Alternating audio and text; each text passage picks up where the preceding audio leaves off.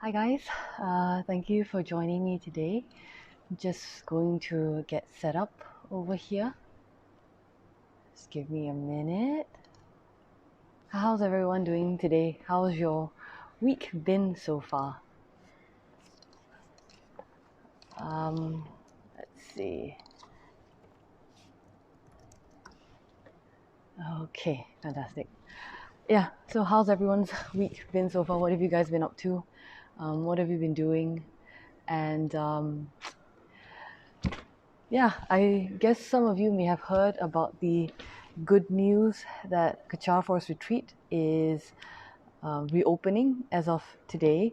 So all of the sites for making offerings and for worship, like Wisdom Hall and the Dojishitten Grotto, Manjushri Naga Rakshasa, and all this, will now be open to the public. Good morning, Iman. Thank you for joining me this morning.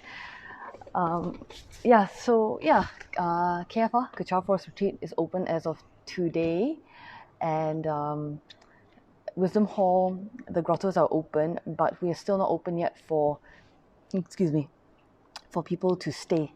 So Manjushri Guest House and buildings like DA, Aduka Apartments, and all are still not open, but Wisdom Hall is open.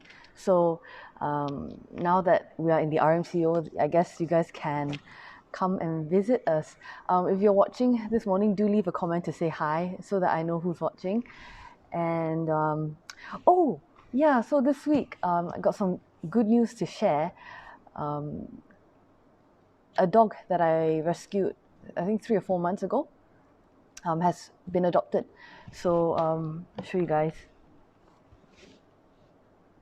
See, so the dog, when I first got her, she looked like this. I don't know if you guys can see that. That was her originally, and there. So she has had 2 attempts at adoption, and she was finally adopted today. Earlier this week. On her second attempt, finally, we managed to find a family for her. So she's doing well, and the family loves her and everything. All right, so just gonna wait a couple more seconds for people to join us before I get started on today's talk, which is on jealousy. And if you guys can, just let me know how you've been doing this week and how everything has been going. I know that in England, for example, yesterday they lifted their lockdown. So, if you're there, let me know how things are. All right. Good morning, Jonathan. Nice to see you here from... Are you still in Canada, or are you in Vietnam, maybe? And how are things in Canada? Today I'm going to be talking about jealousy, but before I do the sharing, I'm going to set a motivation and also ascribe the source of the teachings and the information that I'm about to share. I go for refuge in my Lama, whom I receive these teachings from. I go for refuge in the lineage Lamas, from whom my Lamas receive these teachings.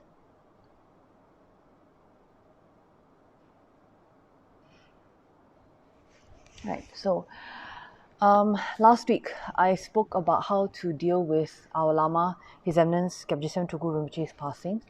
And after the talk, someone actually asked me whether all of it was planned, whether Rinpoche had intended to pass at that date, at that time, and all of that. And there will be article, video, and all that coming out. But in short, I just want to share with you my answer with the person who asked that question. And in short is, yes, all of it was planned.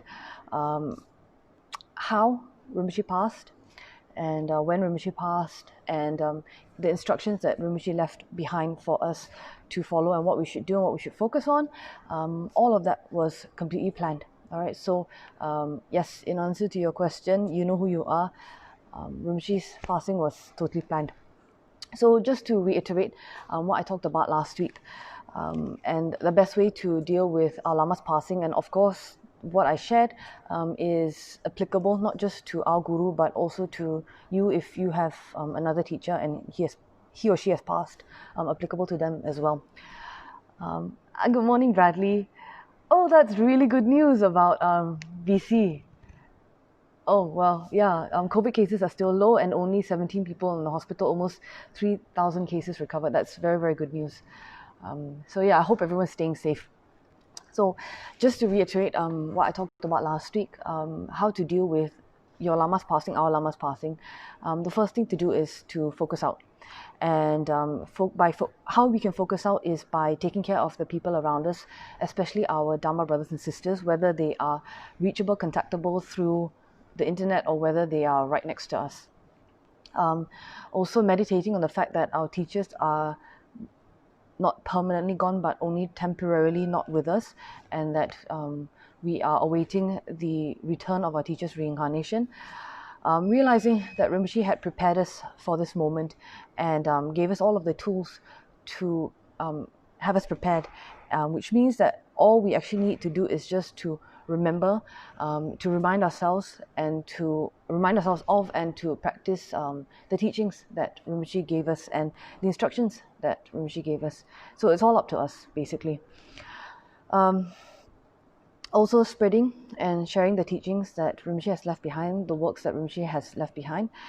And it's very important for us to get involved in preserving and to promote our Lama's teachings and our teacher's legacy. Both outer Dharma, so for example, volunteering in the temple, like I said last week, cataloging the library, sharing articles online, that kind of thing. And also talking about our teacher, talking about the good deeds of our teacher, recording them down for future generations to refer back to. And also the importance of us getting involved in preserving the inner Dharma, so our teacher's legacy of our inner Dharma. So that's upholding our commitments, following instructions, and so on. And getting involved in initiatives. You're in Vietnam, Jonathan. Oh, how nice. Oh, that's great that you are able to go back to Canada soon. Yeah, Malaysia's borders are still closed, so people are not allowed to fly in and out. I guess unless it's absolutely essential. So I've got friends who've been here for like 4 months, and they're supposed to return to California. But anyway, so the last thing that I shared last week about how we can deal with our teachers passing is by getting involved in initiatives to bring our teacher's incarnation back. So last week I talked about how finding and how creating the causes for Rinpoche's return is not a singular effort, it's not an individual effort, but it's actually a collective effort. So it's up to all of us as students not to rest on our laurels and not to think that we've done enough or that we've done so much and look at all that we've accomplished, but to think, how else can I contribute and how else can I help, and what else can I do to make it possible for my Lamas to return as swiftly as possible. All right. So, by the way, if you guys have any special requests for a particular talk or you have questions that you would like answered, please let me know, and then I will see what I can do about it. Maybe as a topic for a future video. You can also leave a comment in my video or in one of the other pastors' videos, all right? And just to, before we get started, also point out that today's talk is sponsored by Ming Hui Ying, Dr. Ming, who is a long-time student of Rinpoche. So thank you very much, Dr. Ming, for sponsoring today's talk. And she has dedicated it to the following: May the Dharma grow and benefit all sentient beings. All right, so thank you, Dr. Ming. And this week I'm going to be talking about an emotion that lots of us experience, and that emotion is jealousy. For example, I'm quite jealous of Jonathan right now for being in Vietnam, beaches and all of that. But anyway, so yeah, whether it's on a macro level or whether it's on a micro level, jealousy is the cause of a lot of problems that we experience in this day and age. And so what is jealousy? Jealousy, as I mentioned, is an emotion. And it's when we see someone doing or someone acting or performing in a way that brings about good results, whether those good results are maybe praise or recognition or acknowledgement or even material results, right? So, and when we see that happening, then deep down we don't feel happy inside. So jealousy is us seeing someone else succeed and us not feeling happy inside and feeling unsettled, and we see that person for their achievements. And actually, it's not so much about them, it's more about how it affects us. So we see how that person got something that we wanted, and we didn't get, and that's how it affects us. So the key point actually is the key point to remember, the key thing to remember actually, is that jealousy is not really about the other person. It's actually taking a situation that's happening, you know, outside of ourselves, and turning it and then making it all about us. So jealousy again is the manifestation of this self-grasping and self-cherishing mind, that you see someone else succeeding and you are not able to partake in their success, or you're not able to experience their success, and it's something that you want for yourself, and you're not able to develop it or to acquire it for yourself. And so you are unhappy because they managed to accomplish something that you didn't, or they managed to acquire something that you didn't. So what Rinpoche explained is that jealousy comes when the 8 worldly dharmas are very, very strong in us. And as elucidated by His Holiness Kyabje Pabongka Rinpoche, the 8 dharmas are being happy if you acquire, being unhappy if you do not, being happy if comfortable, being unhappy if not, being happy if famous, being unhappy if not, and being happy if praised, and being unhappy if criticized. So what Rinpoche always encourages to do is to do things as free from the 8 worldly dharmas, or also known as the 8 worldly concerns. So to do things as freely from these 8 as possible. And as I mentioned earlier, one of the 8 worldly dharmas is being happy if praised and being unhappy if criticized. And so when we do things with the motivation for ourselves, sometimes we might feign, or we might pretend that it's not really about us, that it's really for the benefit of somebody else. But we know, and if we're being honest with ourselves, we know that our real motivation is ourselves. It's to get praise, it's to get acknowledgement, and it's to get recognition, and it's to get some sort of pat on the back that you're doing such a good job. And that's what I talked about last week, when we are doing things to deal with our lama's passing. And that includes, getting involved in activities related to bringing our lama's incarnation back, or preserving our lama's legacy. Don't do things because you want someone else to praise you for being such a good student, or for being so involved and so committed and so on. Do things because you know that there's something greater than us, which is that the sooner we can bring Rinpoche's incarnation back, the sooner Rinpoche's physical form is with us, and able to continue turning the wheel of Dharma for the benefit of sentient beings. So focusing on something that's larger than us, so not focusing on our likes and dislikes, not focusing on who we like and who we don't like, not focusing on petty arguments, but moving beyond that. And so getting involved without hope of recognition or hope of praise, but because we genuinely want our teacher to come back. All right, so doing things free from recognition or praise. Now, if the 8 worldly dharmas are very strong in you, no matter how much you try to hide it, and no matter how much you express or verbalize that you're doing things for the benefit of others, ultimately you will still be discontent, and you will still be unsettled, and you will still experience feelings of jealousy. Why? Because if you don't get what it is that you want, no matter how much you say that it's not about praise, if you don't get the praise, you will still feel upset, and you will still feel unhappy, and you will still feel unsettled and discontent, right? And so Rinpoche always asks us to meditate on why we do things and our motivation for doing things, and that when we feel jealous, we should use that as an opportunity. Excuse me. This is not me crying, this is me burping. I don't feel so good today. But anyway, that's besides the point.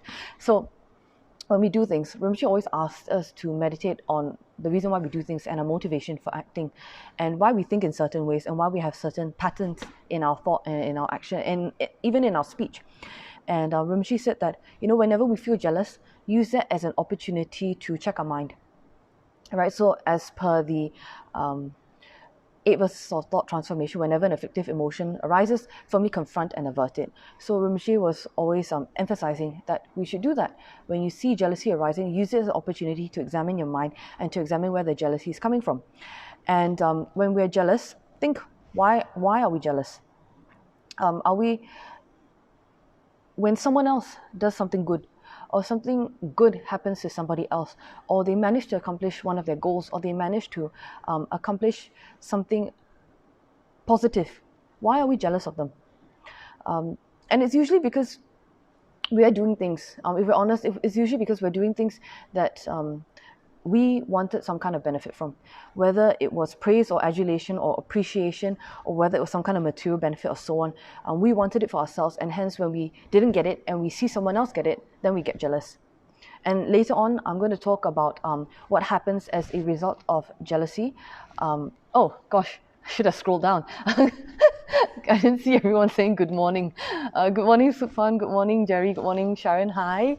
Good morning, Jacinta. And hi, waiting. I hope your car is all fixed now, waiting. All right. So Rinpoche asked us to meditate on why we feel jealous and use it as an opportunity to check our minds. And when we're jealous, it's usually when things that are good happen to somebody else. Why are we jealous? And it's usually because we wanted it for ourselves as well, but we didn't get it, and because we didn't get it, then these feelings of jealousy arise. And so someone who's always living their life, Rinpoche said that somebody who's always living their lives according to the 8 worldly dharmas, they will always have jealousy, and they'll always have a lack of peace of mind. And they'll always be sad and lonely, and they will always manifest and experience feelings of rejection, as well as rejecting other people, and they will always be moody. And Rinpoche said that somebody who lives their lives very, very strongly according to the 8 worldly dharmas, or the 8 worldly concerns, one of the signs of that is moodiness, because they're being controlled by everything around them. Their mind is being affected by everything around them. So what happens to other people will have an impact on them. And so your mood will go up and down, because when someone else gets recognized and you don't, or someone else gets praised and you don't, then you feel down and you feel unhappy and you feel dissatisfied and discontent and all of that.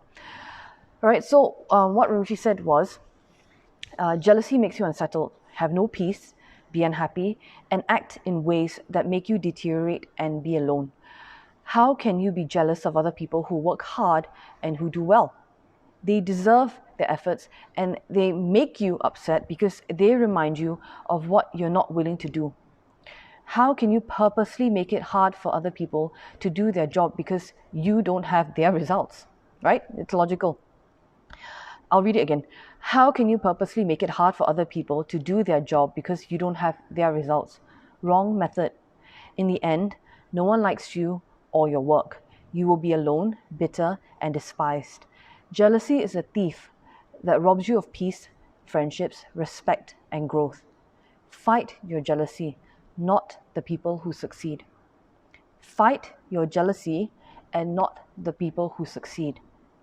Fight your jealousy and not your friends.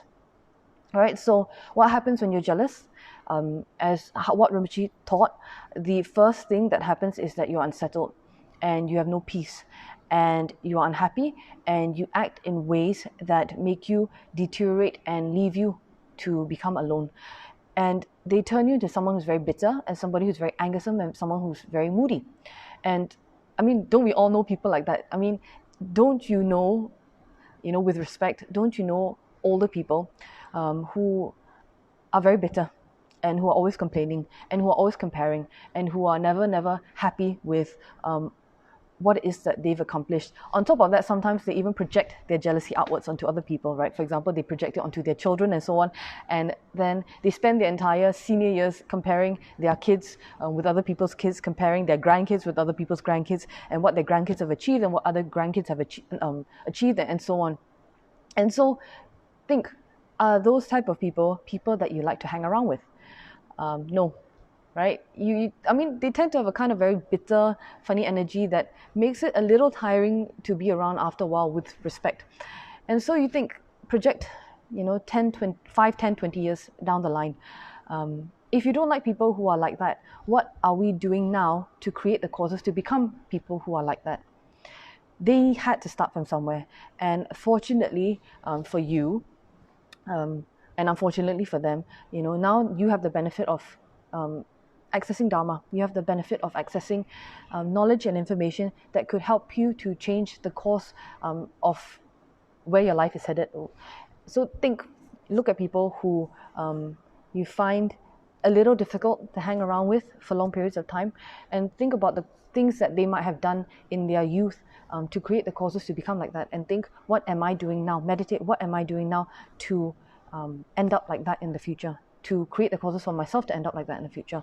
And so jealousy, people who are jealous when they are younger, people who are jealous when they are middle-aged, they tend to end up very bitter. They tend to end up very alone, very unsettled, and very discontent with everything around them, always complaining and always blaming, and very, very moody. All right. So what happens is another side effect of always being jealous is also you don't get to learn, because when you're jealous, you are very competitive. People who are jealous are very, very competitive, and as a result of that, the energy isn't necessarily being directed in the right direction, So the energy is being more directed in feeling jealous and feeling competitive and feeling upset and being angry and being unhappy with their own progress or / lack of progress, as opposed to being directed towards learning new skills and picking up new information. It's so as a result of being jealous, you spend a lot of energy on that, and you don't spend a lot of energy on improvement. And it's being directed towards envy and towards of the other person. So why is the other person doing better than me? Why does the other person get that? Why don't I get that? Why does the other person accomplish that? Why does the other person earn more money than me? Why does the other person have a nicer car than me? And so on, as opposed to analyzing what it is that we did or did not do, how much effort we did or did not put in, and how that might have contributed to our own lack of results. All right, so always remember that jealousy is never about the other person, it's always about us. And it's about us being reminded of our lack of accomplishment and our lack of result, and not being happy with that. It has nothing to do with the other person, and it's always about our karma and our lack of effort. Our effort or lack of effort, all right? So jealousy, as you can probably guess, logically speaking, jealousy will thus reinforce our habituation to blame.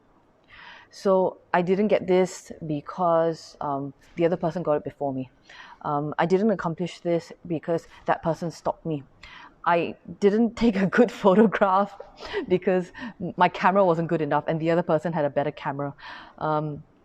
I didn't accomplish this project because the other person was distracted with something else that they were working on that wasn't as important as what I'm doing, for example. All right, so it's not about equipment. It's not about your environment. It's not about other people. All right. When we don't accomplish results and when we don't accomplish and acquire what it is that we want, it's not about equipment. It's not about environment. It's not about other people. It's about us. It's about our lack of training. It's about our lack of practice. It's about our lack of preparedness, and it's about our lack of effort, and so on. So, what happens when we are jealous is that we forget to. Will I say forget? No, we don't take responsibility for our own actions, and we blame external factors. We blame equipment, we blame people, we blame the environment, and so on. And jealousy, because it stops us from examining the real reasons for why we failed at something or why somebody else is doing better than us at something, jealousy doesn't give it, stops us from accessing opportunities to improve, because we're so focused on blaming somebody else and we're so focused on feeling envious or jealous of somebody else's success. All right, so because of this, jealousy creates a rejection for new knowledge and for new information and for learning new skills and for improvement, and it robs us of the opportunity to see where we went wrong and where else we could have improved. And as a result of jealousy, as you can probably guess, because we're doing blaming and all of that, as a result of jealousy, what happens is schism arises, right? So when we are jealous and we let that jealous energy or that jealous thought or that jealous attitude or jealous approach remain, it's very harmful, because what happens is that it stays and then it grows. Just like I talked about in weeks prior, with all of the other afflictive emotions that we experience, the disturbing emotions that we experience, like blame and guilt and disappointment and all of that. If you let it take root in your mind, it will stay there and it will grow and it will become a habit and it will develop. And so when jealousy stays and it grows over time, whenever somebody does something good or they get something good, what Rimshi said is, and you can examine this for yourself, what Rimshi said is that we can't take it and we can't handle it. And whenever something positive comes up for other people, we don't want to hear it, we don't want to know about it, and we don't want to be made aware of it. And as a result of that, over time, what happens is that whenever you hear good news about basically anything at all, we can't take it and we reject it. And think, aren't there people in your life, in my life, who are just like that, right? Aren't there people for whom when you tell them, oh, this person has accomplished this person has developed this, or this person has gotten this positive result, you don't want to hear it. You feel very unsettled, you feel very unhappy, and there's this feeling of discomfort in you. And you're like, I don't really want to hear it, right? Aren't there people in your life who you know who react like that?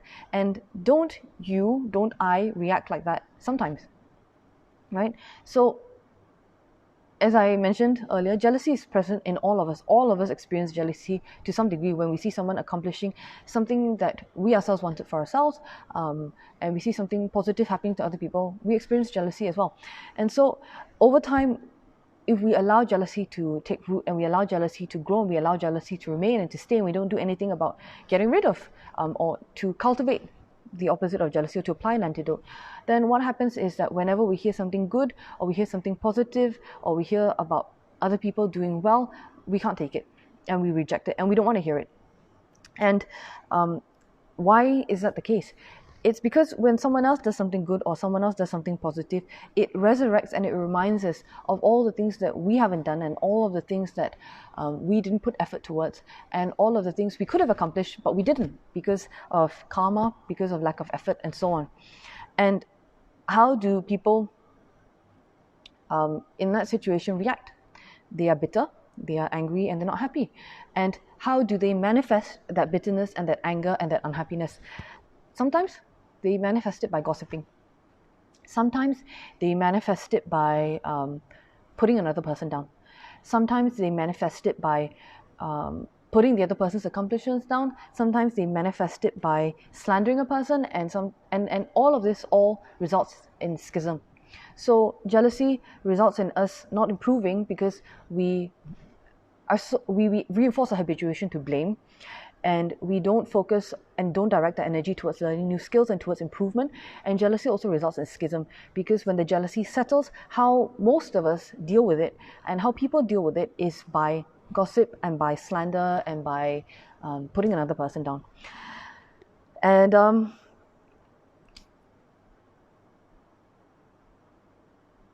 we start to reject and we start to push away and talk about how we don't want to hear any news that reminds us of things that we did or did not do and things we accomplished or did not accomplish. And I'm sure all of us know people like that, right? I have run across people like that very, very recently. I'm not going to out anyone, but I've run across people recently who are like that. And what do you do when you come across people like that? You can't fight them. You can't yell at them. You can't tell them off. You can't reason with them. All you can do is just show them compassion and understand where that gossip and where that slander is coming from. But just as much as we would be able to recognize that trait in other people, and we should show compassion to other people who exhibit that trait, we too should also self-examine and meditate on how we ourselves manifest that trait in other people and what we need to do in order to reverse it, in order to apply an antidote and to stop ourselves from reacting that way whenever we hear about other people's good news. I mean, the media is a perfect example of this, right? Whenever someone does something good, they have a tendency to tear the other person down. The media has a tendency not to rejoice in other people's accomplishments, but to set them up really, really high up on a pedestal and then applaud them and praise them and give them recognition. And then when they're doing really, really well, also has a tendency to bring them down. So we're habituated into behaving this way. And just as much as we would recognize this trait in other people and this tendency in other people, we should also recognize it in ourselves. So when other people do something good, jealous people will tend to say negative things about them. They will create slander, they will create unhappiness, and they'll create unhappiness wherever they go, because as much as it's fun to gossip, and be honest, all of us likes to gossip, right? No matter how pure you pretend you are, everybody likes to engage in gossip, and everybody likes to engage in what's called idle chatter, right? So whenever we see someone accomplishing something good, people have a tendency to say negative things about them and to create slander, to create unhappiness, and we create words that make other people feel not so good. And as an alternative, we might also try to make other people feel not so good about their accomplishments. All right, so all of this is a perfect storm. It creates a perfect storm for schism to happen, because either you are talking badly about someone else to yourself, or you're talking badly about another person's positive accomplishments to other people. And what happens over time is it spreads and it grows. And so you create division and you create disharmony and you create schism in your environment. Good morning, Kok Lian. Hi guys. I'm assuming that all of you again are joining after JP's mindful morning meditation. I think he did part 2 of living fearlessly today. So anyway, thank you for joining me this morning. So yes, we create schism when we're jealous, and we talk down or we try and put other people down. Why do we do that? We do that because we're trying to make ourselves feel better about what we didn't accomplish. We're trying to make ourselves feel better about what things we didn't acquire, what things we didn't gather, what positive things we did not do. We're trying to make ourselves feel better about that. And how do we do that? We do that by putting somebody else down. We do that by putting somebody else's accomplishments down.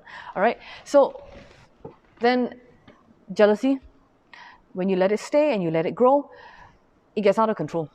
Why? Because you get habituated into being jealous. You get habituated into reacting that way every single time you hear something positive happening to somebody else. Excuse me. And when your jealousy gets out of control, what Rimshi said is that we become at risk of becoming bitter and angry. And we cannot recognize, or we don't wish to recognize, what other people have done, positive things other people have done.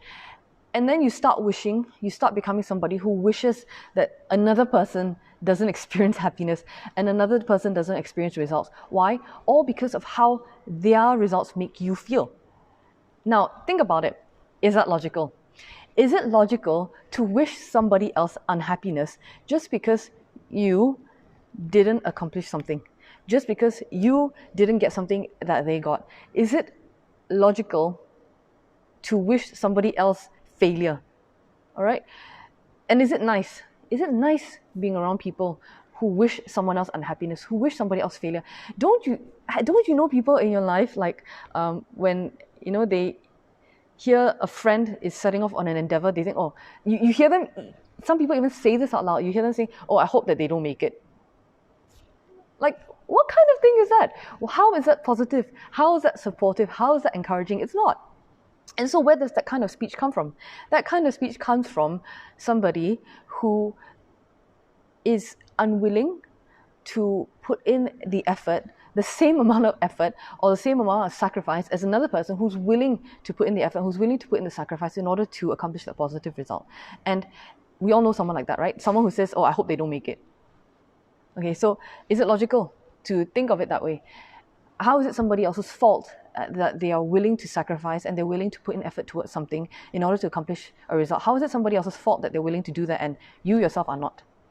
Hence, if you think about it very deeply, jealousy is a very, very illogical emotion and a very, very logical reaction. And I'm going to talk about now how to manage our jealousy, how to apply an antidote to our jealousy, because it's illogical and it leads to deeply unpleasant results that ultimately none of us want. None of us want to be lonely. None of us want to be bitter. None of us want to be angry. None of us want to be moody. But as a result of becoming bitter and angry and moody and so on because of being jealous, ultimately what ends up happening is we become lonely and we become someone who's unpleasant to be around. Just as much as you don't like being around, I've mentioned this in previous talks, but just as much as you don't like being around people who are bitter and unpleasant and angry, just think, if you yourself are that way, what makes it, why do you think that people want to hang around with you if you yourself are like that? It doesn't make sense. So if you can recognize traits in other people that you find unpleasant to be around, you also use that as an opportunity to reflect on yourself and what you are doing that makes you yourself unpleasant for other people to be around. All right. So by the way, if you guys have any questions, please feel free to leave them in the comment section below. All right, and I'll answer them today, whether it's within the video itself, or in the comment section. But now that I've talked about where jealousy arises from, what jealousy is, and what are the results of jealousy, I'm going to talk also about how we can manage our jealousy and how we can apply an antidote to our jealousy. So first thing to do is remember what you have taken refuge in. So, by what measure do you call yourself a Buddhist?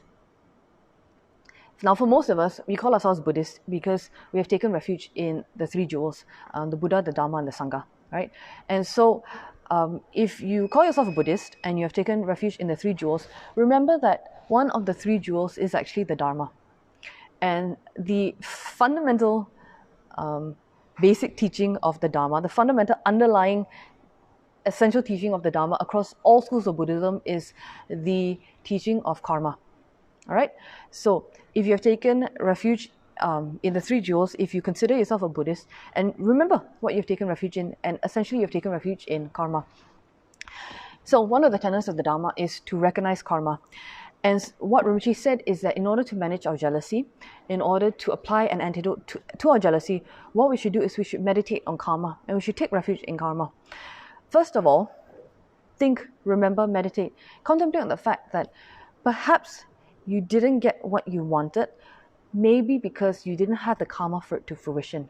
And so sometimes you can try and put in so much effort and do everything you can humanly possibly do, and you can possibly think of to make something manifest and to make something fruition, and it's just not possible, and it just won't happen. So maybe someone else had the karma for that thing to happen, to them, for them to accomplish or to acquire that result and to get that positive result. Maybe someone else had that karma and you didn't.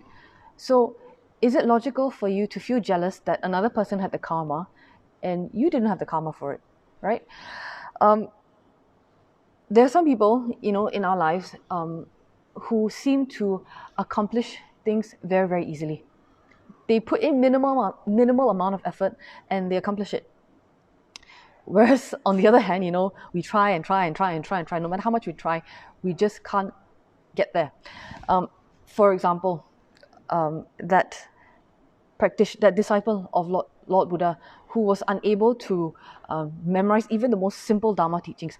And according to the tale, if you give him one teaching and you tell him one word, as soon as you go on to the second word, he forgets the first word, right? So was it logical? Would it have been logical for him to be jealous of all the other disciples that the Buddha had who had perfect memory? No, it would not have been logical for him to be jealous because karmically speaking, he hadn't created the causes for him to develop perfect memory as Buddha's other disciples had. So instead of putting him down, what did the Buddha do? Out of compassion, the Buddha taught him dupong, dumapong, dupong, dumapong. And all he had to do was recite that and sweep. So, Buddha's compassion aside, would it have been logical for the disciple to have been jealous of other people's memory? No, it wouldn't have been, because if you take refuge in karma, and if you believe in karma, and you call yourself a Buddhist, that disciple simply didn't have the karma to have perfect memory at that time. All right, but he had the merit to be Buddha's student, and he had the merit to be the student of the Buddha at a time when the Buddha was there to directly teach him and to directly give him a method to develop attainments in spite of the fact of his poor memory, despite his poor memory. All right, so okay, Sharon, I see your question. I will reply to that at the end. Okay, Kok Lian had a sharing. Personally, since I've been practicing Dharma, I've managed to manage down my jealousy somewhat. Still a long way to go, but very appreciative for Rinpoche's kindness in showing us a method to lessen all these mind afflictions. For me, the important thinking is to forcefully rejoice in the other party's success and reflect why I didn't do the work to achieve what the person achieved. Exactly, and I'll go into that later. All right, so how to manage your jealousy? First thing is remember what you've taken refuge in, and it's the three jewels. And so one of the three jewels is the Dharma, and one of the fundamental tenet of the Dharma is the teaching on karma. So according to Rinpoche, we should meditate on karma and take refuge in karma, and realize that first of all, we may not necessarily have accomplished a result because we didn't have the karma to accomplish said result. All right, and related to this, what I also want to talk about is sometimes people pray and pray for things, and no matter how much they pray for something, it doesn't come. And so sometimes for example, they pray to the Dharma protector and it doesn't come, and then they get upset and they get discouraged and they become disheartened, and they accuse the Dharma protectors of not helping them. And they say, they start saying things like, oh, the Buddha doesn't exist, and then they lose confidence in Buddhism, they lose confidence in the teachings, they lose faith in their teacher, and so on. They start to have doubts, and all of that. Why do people think that way? Fundamentally, you can say, oh, it's ignorance, they haven't studied enough, and so on. But how come sometimes you pray and pray and pray and pray for things, and it just doesn't come, it just doesn't happen? Because maybe you didn't have the karma for it to happen. Maybe you didn't have the karma for it to come about.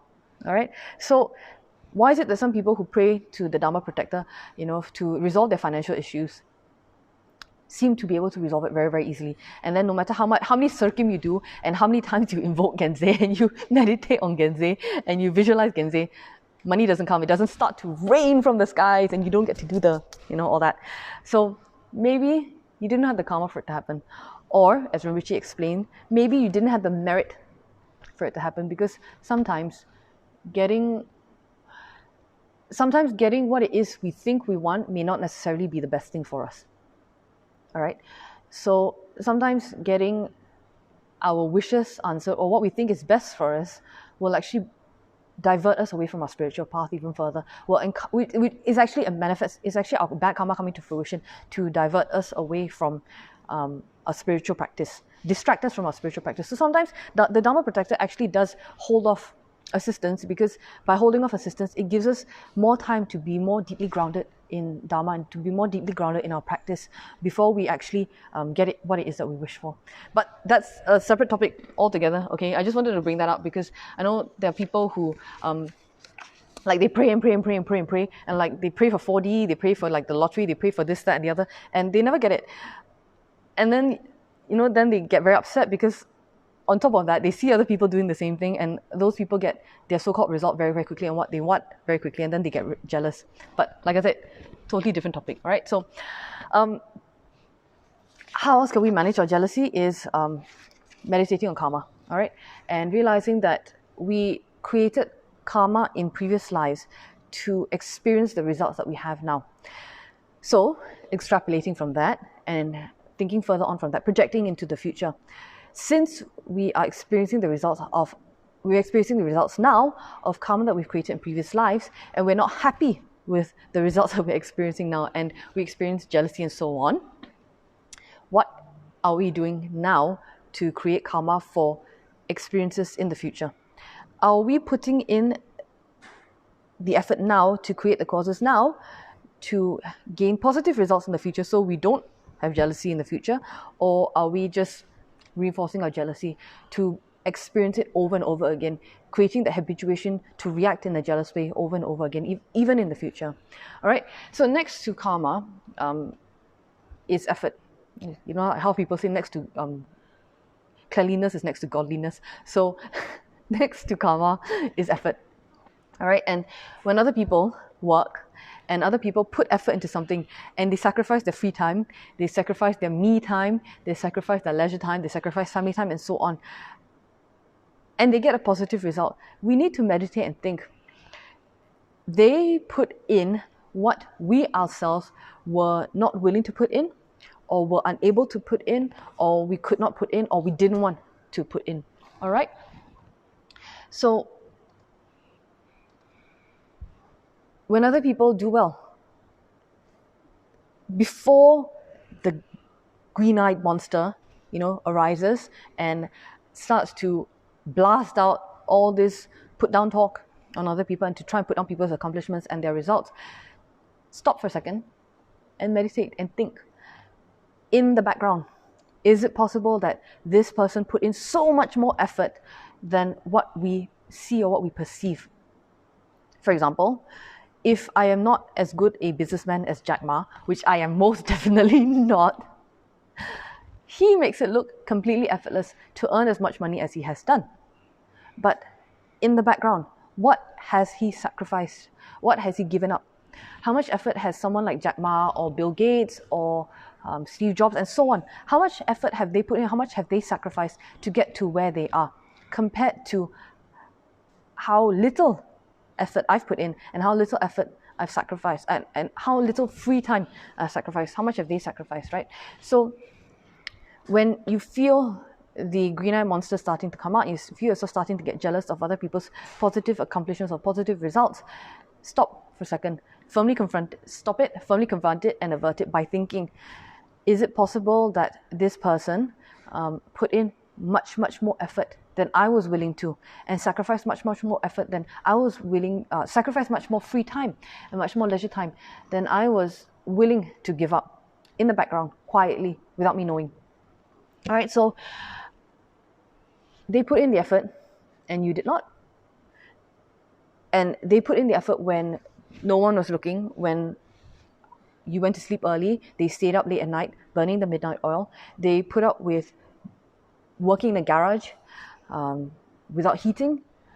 They put up with bad electricity, like that girl in Sabah or Sarawak, which is a state in Malaysia, in East Malaysia, who, in order to pass her exams, because she didn't have internet, or she didn't have a steady internet connection in her village, she set up a tent in the treetops with mosquito coil, and she stayed up there 24 hours just to get a good signal so she could complete her assignments and so she could complete her exams. All right, so people put in effort that we did not. People put in effort when we weren't looking, and they sacrificed things, and they gave up their free time and so on in order to get what it is that they wanted, in order to get that result. So if you want a good body, but you don't want to go to the gym, you don't want to exercise, you don't want to watch a diet, you don't want to learn and shake up your exercise routine or whatever it is, don't be jealous when you see someone healthier and fitter than you. Don't be jealous when you see someone faster than you. Don't be jealous when you see someone losing weight faster than you, looking better in their clothes than you do, and so on. Because they put in the effort that you did not. Don't be jealous when somebody else gets into a better university, because maybe they put in the effort that you did not. Don't be jealous when you see somebody else having a more successful business than you, or advancing further in work faster than you, because maybe they put in the effort that you did not. Even kissing your boss's butt is effort, right? So you might even put down a person's advancement at work as saying, oh, they're a brown noser, they're always kissing up to the boss and sucking up to the boss and so on. But think about it. They got the promotion and you didn't. And it took effort on their part to brown nose their boss, right? So even that was effort that they put in that you were willing to put in. And it's, it's a matter of fact, right, that sometimes you need to do that in order to advance. But even brown nosing, and even us saying, oh, it's brown nosing that they're sucking up to the boss in order to get the advancement, that's us putting down the result that they got, that we wanted, but we didn't get. All right, so remembering karma, taking refuge in karma, and then realizing also that a person may have put in effort to accomplish a result that we wanted but did not get. Those are two things that we need to meditate on and be very aware of in order to manage our jealousy. Okay, and so when someone gets a result, we should feel happy. Just as Kok Lian expressed and shared, putting in, when someone else puts in the effort and they get a result, we should feel happy, we should rejoice. Why? Because karma is democratic, right? They created the causes to get a result. We didn't. So we should feel happy for them. We shouldn't put them down. It's illogical to feel jealous for them to have the karma to accomplish a result. All right? So the thing that Buddhists are always told across the board is rejoice, rejoice, rejoice. We're always told to rejoice. And Bradley, I know you shared a meme on your Facebook the other day about rejoicing. And that's what Buddhists do, because we get an equal amount of merit as though we were, if someone does a virtuous action and we rejoice in that, we get an equal amount of merit as if we had done the act ourselves. So Buddhists always thought rejoice, rejoice, rejoice. Why should you rejoice, and why does it make sense to rejoice in order to manage our jealousy? First, they created the karma, so they get the result. So rejoice that they put in the effort to create the karma to get the result. Second, why is it logical to rejoice? When you experience something positive and you experience a good result, don't you want other people to rejoice in your accomplishments as well? Do you want to be the object of other people's jealousy? Do you want to deal with other people's jealousy? Right? Here's Bradley rejoicing to lazy. No, it's a smart kind of lazy. Rejoicing to lazy man's way to success. It's a smart kind of lazy, right? So yeah, rejoice. Why does it make sense? Because they created the karma, they got the results. So feel happy for them. It costs you nothing to feel happy for them. Second thing is, when you do good and you get good results, don't you want other people to feel happy for you?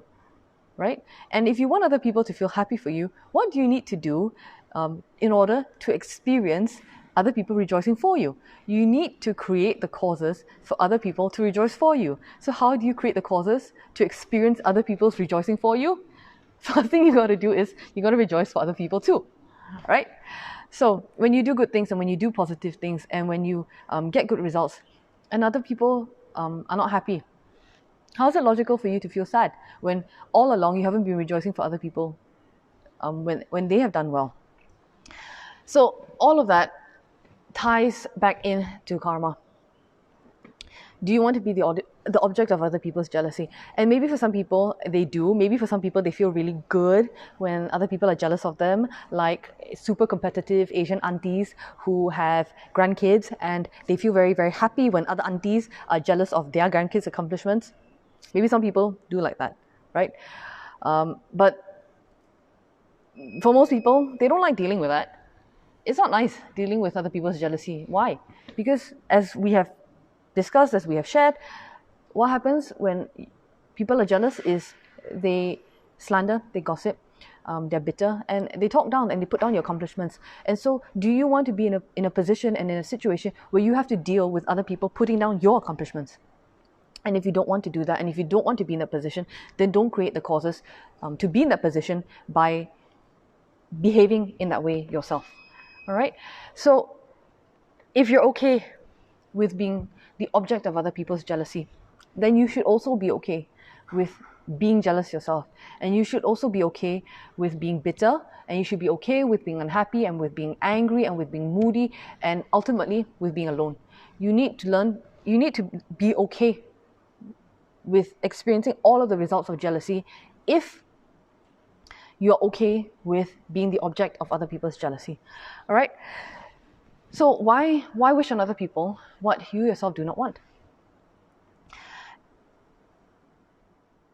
And what Rinpoche asks us to do is, in meditating on how all of this is linked to karma, if you are experiencing jealousy and if you're feeling jealous of other people all the time, what is actually happening is that you're not truly accepting karma. And you're not truly accepting the way how things work. You're not truly accepting that people will have created the causes in previous lives, in previous situations, in order to experience the positive results that they're going through now. All right? So the instant, most prosaic, tangible way that we can apply to managing our jealousy is to rejoice. Meditating on karma and abiding and taking refuge in the teachings on karma is maybe a little abstract for some of us, because we're not trained to think that way automatically. We're not trained to abide in that way. And which is why meditation is so important, right? Which is why joining sessions like JP's Mindful Morning Meditation every weekend at 8:30 a.m. is so important, because it trains us to be aware of our minds, and it trains us to be in control of our minds, so that we can automatically catch disturbing thoughts and disturbing reactions as soon as they arise, and then avert it. Having said that, for most of us, meditating on karma, taking refuge in karma every single second of the day may be a little difficult for us. And so the most prosaic and tangible, practical way for us to manage our jealousy at this moment, at this stage, is rejoicing. As soon as you see something good happening for other people, rejoice. Feel happy for them. Congratulate them. Try and make it that you are always the first person to say congratulations to somebody and to rejoice in that. If they're doing well, hey, you did such a great job.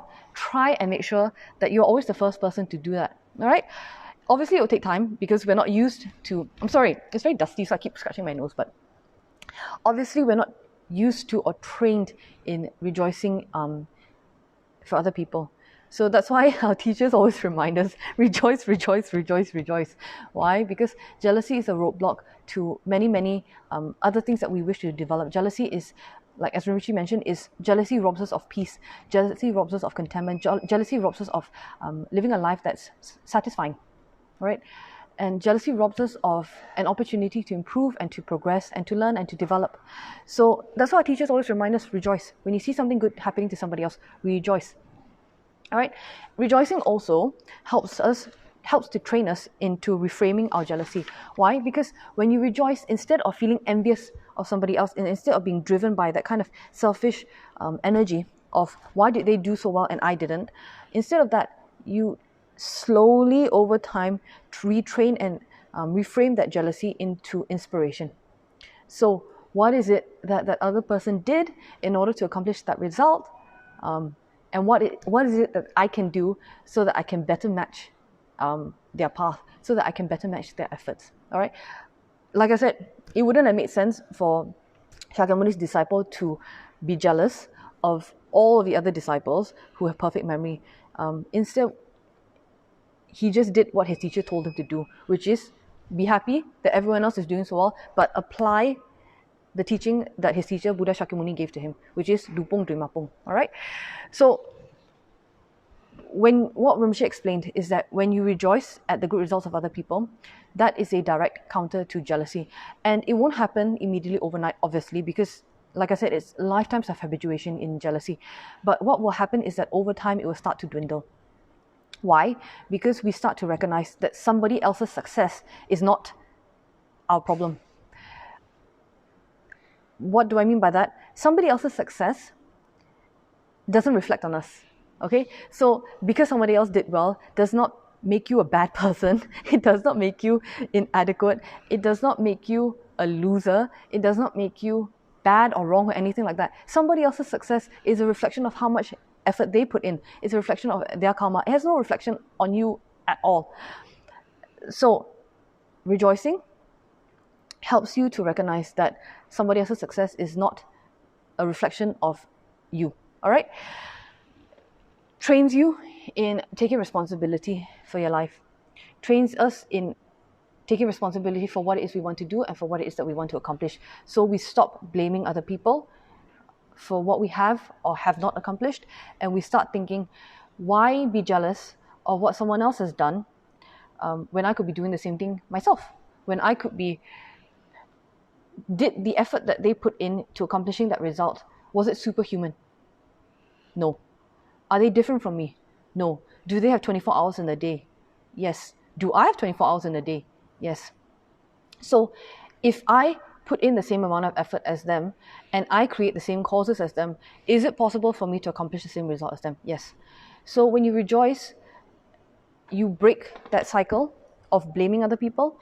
You break that cycle of unproductive bitterness and unproductive anger directed towards other people, and you start to focus back and examine yourself, examine what it is that you need to improve, examine what it is that you need to focus on in order to get the same result that they got, that you want for yourself.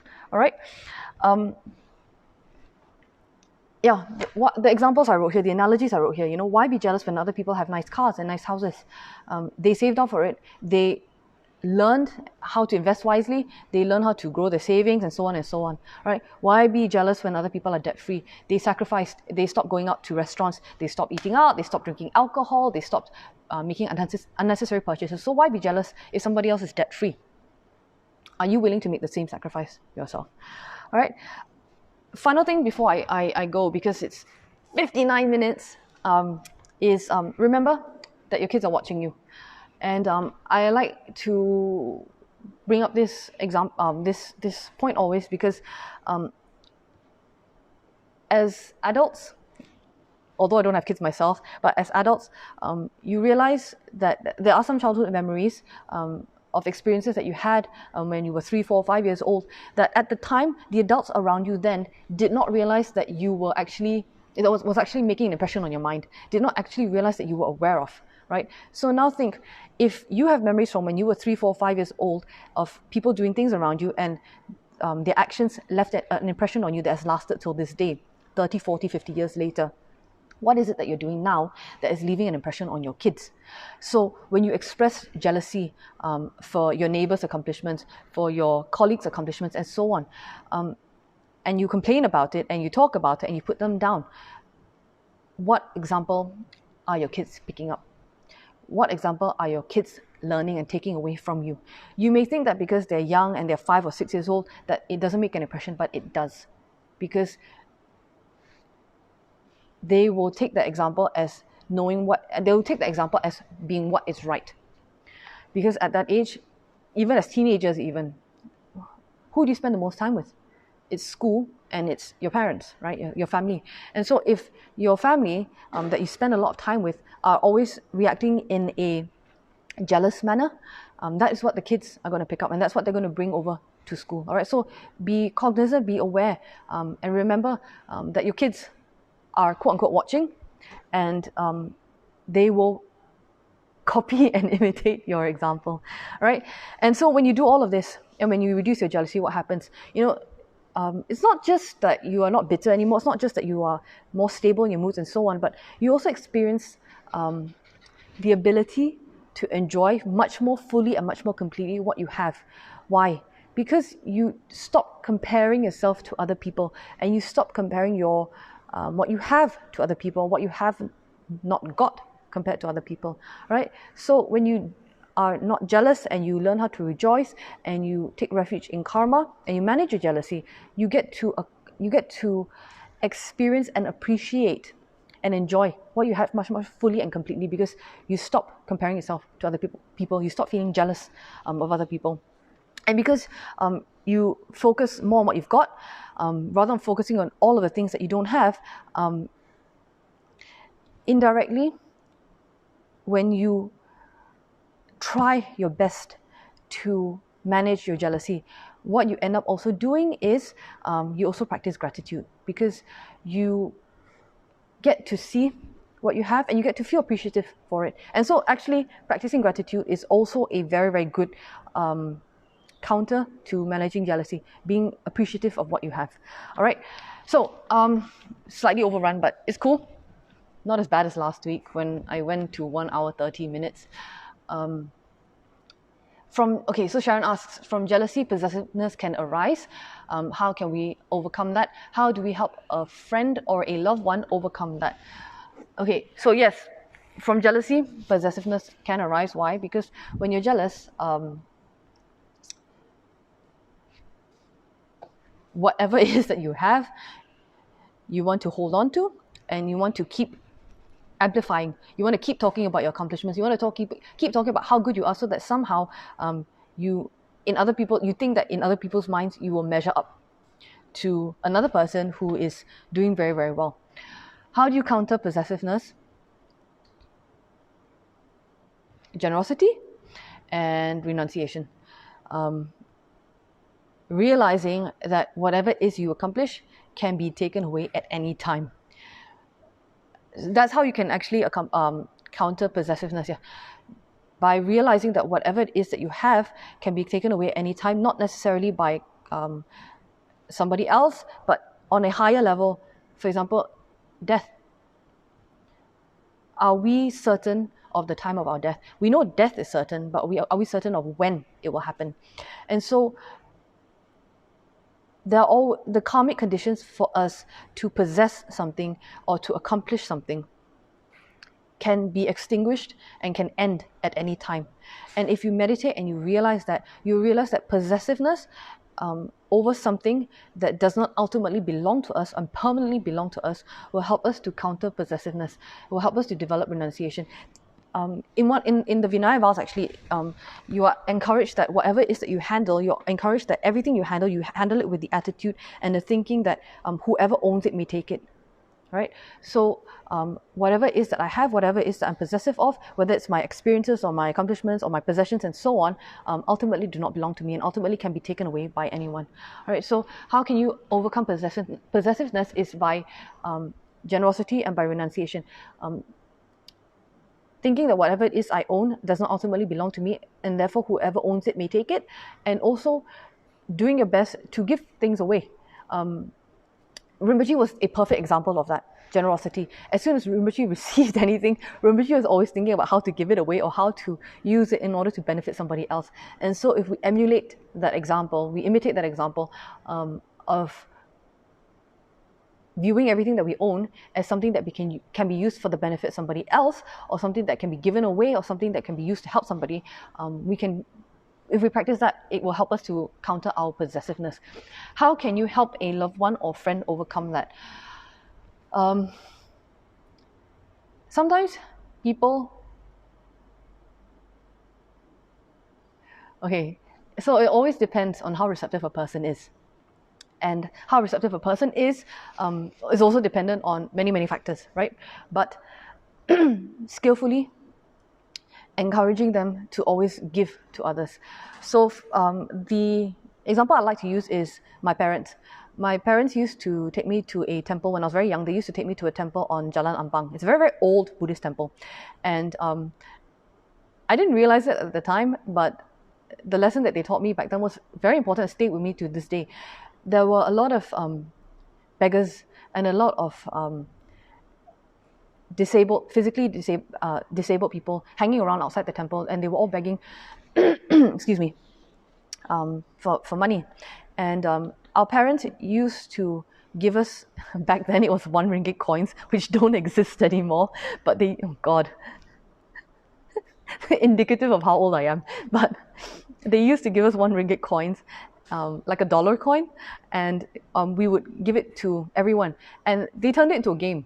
Our parents turned it into a game to see how many people you can give coins to. Can you beat your brother and sister in giving coins to as many people as possible, right? So it was a game, but every weekend I got that training, or I got that experience or that practice in giving things away.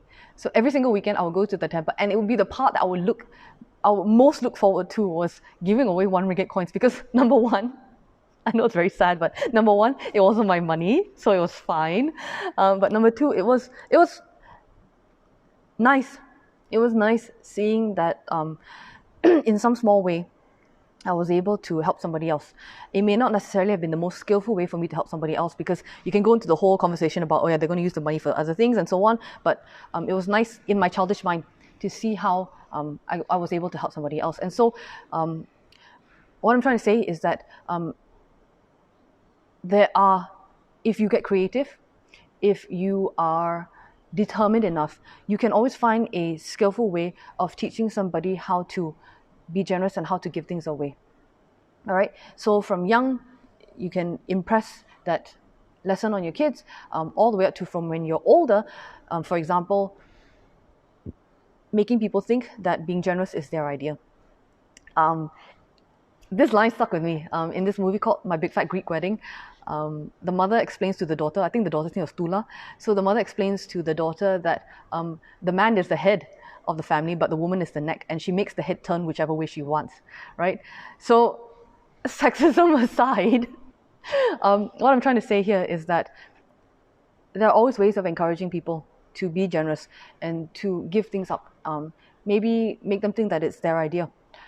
Maybe show them by example, by doing it over and over again. Exposing them to that practice of generosity will normalize that activity for them. exposing them to renunciation, you yourself being practicing renunciation all the time, you yourself practicing generosity all the time, will normalize that kind of behavior for your friends and for your loved ones. And sure, yeah, at the beginning they might think, oh, you're such a patsy, you're being fooled, you are being duped and being gypped and so on, and they're taking advantage of you and you're being exploited. But over time, most people will see that it's a good thing, because ultimately all of us wants to be the recipient of somebody else's generosity. And so over time, they will see that it's a good thing and that it's not beyond the realm of possibility for them to engage in the same activity themselves. All right, so I hope that answered your question, Sharon. Do let me know if it wasn't complete. I will be happy to answer it for you in more detail later. Bradley said, 4 immeasurables and 7 in prayer, rejoicing to counteract jealousy. Yes. Kok Lian, I think practicing the 6 paramitas will definitely create the right causes of what we will experience in our future lives. So the antidote to jealousy is to be generous and practice joyous efforts. What is your opinion? My opinion is I agree with you. All right. Oh, hi Penny. Hi Michelina Chong. I'm so sorry if I mispronounced your name. Okay, so as far as I can see, no more questions for today. Before I leave, I just want to, before I go, I just want to leave you guys with our weekly reflection. Reflect on the past week. All right. What have you accomplished that you can feel proud of or you can feel grateful for? And what has someone else accomplished in the past week, perhaps, that maybe we were a little bit slow in praising them for and in rejoicing in them for? So in this week, after you reflected on the past week, in this week, make an effort to rejoice in somebody else. Maybe we were not able to rejoice in, or were slow to rejoice in somebody else's efforts or somebody else's positive result last week. Try and rectify that this week and go up to them and say, congratulations, I'm so glad that you're doing well, I'm so glad that you're doing better, I'm so glad that you accomplished what you wanted to accomplish. Go up and verbalize it to them, because people like to hear that, right? Just as much as you would like to hear it, people like to hear it as well. So if you were slow to recognize somebody's accomplishments last week and to rejoice for them, do it this week. And when you see people doing well this week, say good job, give them a thumbs up, give your child a sticker in their book. If you're a teacher, give them a sticker in their workbook. If you are a nurse like Bradley, and a kid doesn't whine about getting an injection this week, tell them good job, all right? So set a good intention for this new week and think, this week, whenever I see somebody doing well, whenever I see someone doing good, I'm going to be generous with my speech, I'm going to be generous with my praise, and I'm going to rejoice.